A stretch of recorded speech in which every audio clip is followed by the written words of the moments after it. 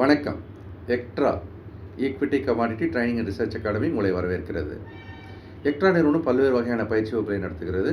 Class room பயிற்சி வகுப்புகள் மற்றும் ஆன்லைன் பயிற்சி வகுப்புகளில் முக்கியமான ஒரு பயிற்சி வகுப்புன்னு பார்த்தீங்கன்னா ஃபியூச்சர்ஸ் அண்ட் ஆப்ஷன்ஸ் என்று சொல்லக்கூடிய பயிற்சி வகுப்புகள். இது ரெண்டுமே சேர்த்து டெரிவேட்டிவ்ஸ் அப்படின்னு சொல்லுவோம். இப்போ இந்த டெரிவேட்டிவ்ஸ் கீழே வரக்கூடிய ஃபியூச்சர்ஸ் அப்படின்றதும் ஆப்ஷன்ஸ்ன்றதும் ஒரு ஹோல்சேல் வியாபாரம் மாதிரியாக நாம் அதிக எண்ணிக்கையில், அதாவது லாட் அப்படின்னு சொல்லுவோம், வாங்கி விற்க வேண்டிய ஒரு இடமாகும். ஃபியூச்சர்ஸை தனியாக டீல் பண்ணும்போது அது அன்லிமிட்டெட் ப்ராஃபிட், அன்லிமிட்டெட் லாஸ் கொடுக்கக்கூடிய ஒரு இடமாக பார்க்குறோம்.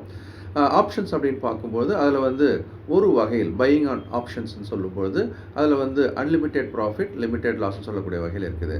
இந்த ஃபியூச்சர்ஸ் அண்ட் ஆப்ஷன் வகுப்பில் உங்களுக்கு சொல்லிக் கொடுக்கப்படுவதை ரெண்டாக பிரித்தோம் அப்படின்னு சொன்னாக்கா, ஒரு பகுதி அப்படின்றது கான்செப்ட். ஃபியூச்சர்ஸோட கான்செப்ட் என்ன, ஆப்ஷன்ஸோட கான்செப்ட் என்ன அப்படின்றத முதல்ல படிப்போம். அதுக்கு அடுத்தபடியாக பார்க்கும்போது ஸ்ட்ராட்டஜிஸ், ஃபியூச்சர்ஸை எப்படி நம்ம ஸ்ட்ராட்டஜிக்காக யூஸ் பண்ணணும் அப்படின்றதும், ஆப்ஷன்ஸை எப்படி நம்ம ஸ்ட்ராட்டஜிக்காக யூஸ் பண்ணுறதும் படிப்போம். ஆக இந்த ஃபியூச்சர்ஸ் அண்ட் ஆப்ஷன்ஸ் என்ற படிப்பை 3 வகையான பயன்பாட்டுக்கு பயன்படுத்துவோம். ஒன்று ஸ்பெக்குலேஷன் அப்படின்னு சொல்லுவோம், ஏறுனா வாங்கி விற்கிறதும், இறங்குனா விற்று வாங்குறதும். அடுத்தபடியாக சொல்வதாக இருந்தால் ஹெட்ஜிங் என்று சொல்லக்கூடிய வகையில் நம்ம ஏற்கனவே கையில் கொஞ்சம் ஸ்டாக் வச்சுருக்கிறோம் அப்படின்னு சொல்லும்போது அது ஏதோ சூழ்நிலையில் இறங்குவதற்கான வாய்ப்பு இருக்குது அப்படின்னு சொல்லும்போது அதற்கு ஒரு எதிரான பொசிஷனை ஃபியூச்சர்ஸ்லேயும் ஆப்ஷன்ஸ்லேயும் எடுக்கக்கூடிய வகையை ஹெட்ஜிங் அப்படின்னு சொல்லுவோம்.